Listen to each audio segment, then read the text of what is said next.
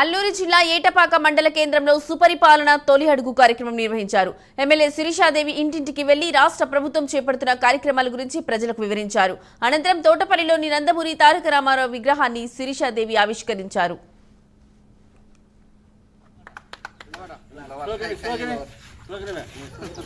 చంద్రబాబు గారి నాయకత్వం, చంద్రబాబు గారి నాయకత్వం, లోకేష్ గారి నాయకత్వం.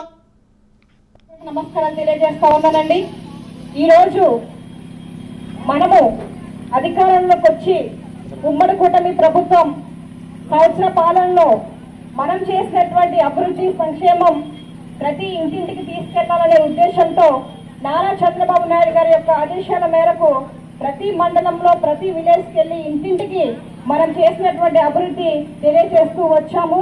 దానిలో భాగంగా ఈరోజు మన ఏటపాక మండలంలో యొక్క కార్యక్రమం జరుపుకుంటా ఉన్నాం. అది నా చేతుల మీదుగా స్వర్గస్థులు శ్రీ నందమూరి తారక రామారావు గారి విగ్రహాన్ని ఆవిష్కరించడం చాలా సంతోషంగా గొప్ప భాగ్యంగా నేను భావిస్తా ఉన్నాను.